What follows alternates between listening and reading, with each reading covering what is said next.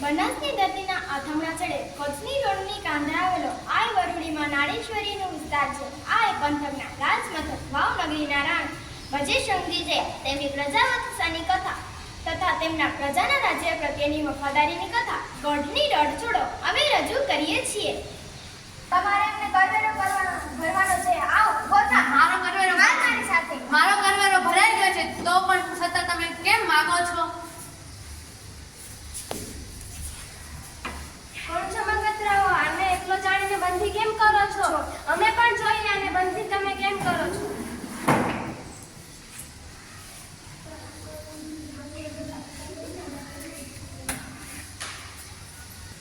મહારાજ, સીમમાં આપણા એક ખેડૂતને પાડોશના સિપાહીએ બંદી બનાવી લઈ જતા હતા.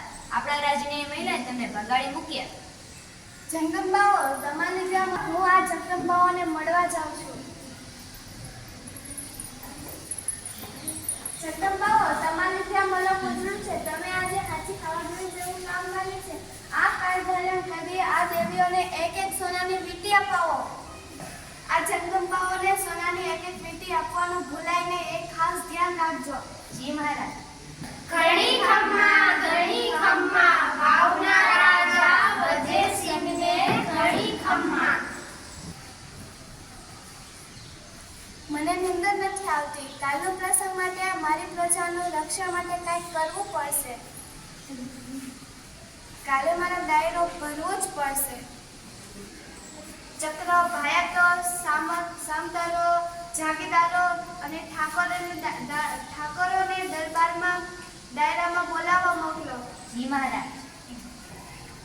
ભાઈઓ, મહારાજે આપને ડાયરામાં બોલાવ્યા છે. હાલો મહારાજે બોલાવ્યા છે.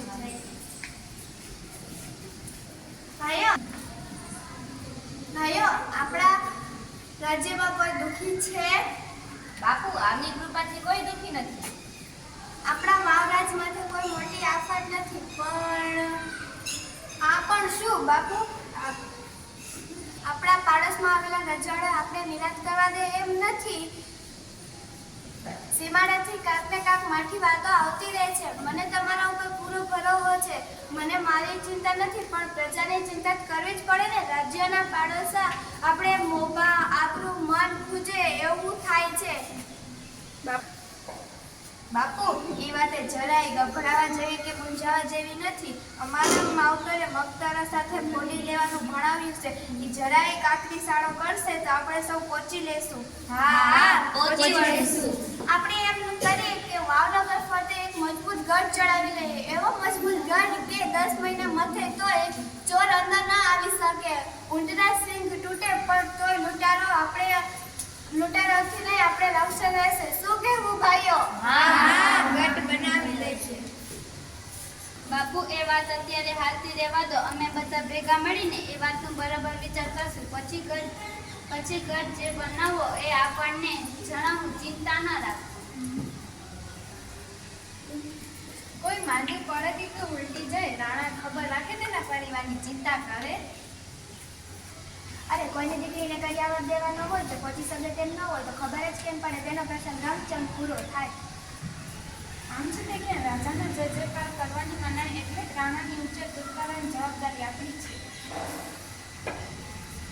મહારાજ, આવતી પૂનમે ધીમામાં સામાન્યનો વેળો ભરાય. એ પણ દહાડે દી તમારો ગઢ તૈયાર હશે, જોવા પધારજો. આજે પૂનમ, આજે રાણાને ગઢ બનાવવો પડશે. રાજકરી કાનબાપુને કહો વાવનો ગઢ જોવા આવે. એક મિનિટ ટીચર. આજે પૂનમ, આજે રાણાને ગઢ બનાવવો પડશે. રાજકરી કાનબાપુને કહો વાવનો ગઢ જોવા આવે. હા, હું રાજકરી કાનબાપુને કહી દઈશ કે તમારો ગઢ જોવા આવે. હું રાજાને કહેવા જાઉં છું. બાપુ, વાવની ફરતે ગઢ તૈયાર છે, તમે જોવા આલો.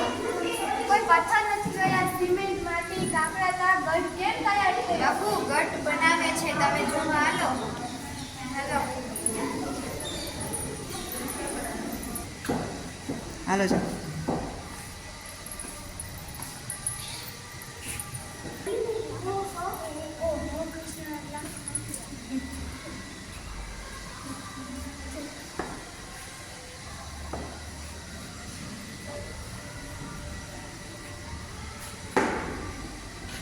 બાપુ શું આ તમને જીતાગઢ ઉપર ભરોસો બાપુ શું આ તમને જીતાગઢ ઉપર ભરોસો નથી તો એ તમારે માટી કાંકરિયા અને ઈંટનો ગઢ તમારે કેમ બનાવો છે આ કતારમાં રહેલો એક વીર મોહો જરાણે પૂરો પડે તેમ છે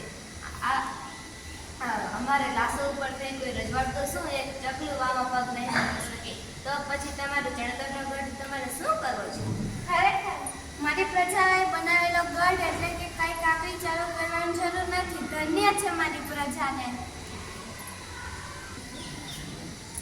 વાવના રાજા વજેસંગજીની જય જય હો!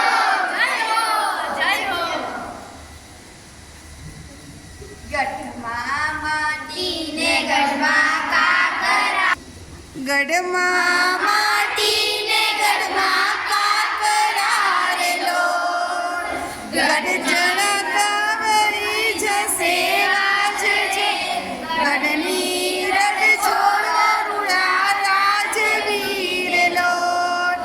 ગઢમાં માટીને ગઢમાં કાકરા રે લોટ.